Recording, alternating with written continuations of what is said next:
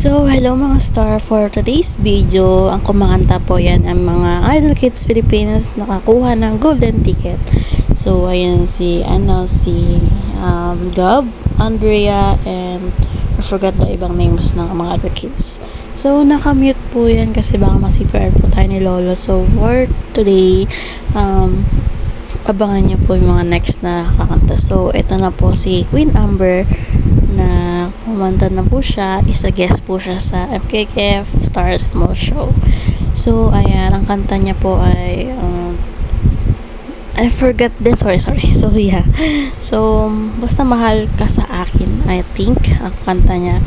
So, yeah, nakamit din po yan. I hope you like it, guys, na kahit nakamit po siya. Enjoy po kayo. Don't forget to like, subscribe, and click the notification bell. The more updates. So, enjoy lang po kayo. Hindi ko po pwede i-unmute kasi baka ma-CPR po tayo. Alam niyo naman po, si Lolo, baka ma-CPR po tayo. So, yeah. So, enjoy for watching, guys. Thank you, mga star. Mag-shoutout ka naman kay Coach Carlo. Shoutout Coach Carlo! Ayun. So, ano masasabi mo? Masaya ka ba sa MKM? Yes! Yes. Anong pinaka-gusto mong part sa pagka-train sa MKM? Ano yung paborito mong ginagawa? Mag-singer tsaka acting. Wow, mag-singing! And ngayon, acting. Congratulations sa'yo, ha! Queen Amber! Palakpakan naman natin siya! Napakabata, napakagaling, napakahusay, napaka-cute! Thank you, Queen Amber! So, next naman, si Gab na po kumanta. Sobrang proud ako sa kanya kahit nahirapan siya kumanta. Paus po siya niya that time.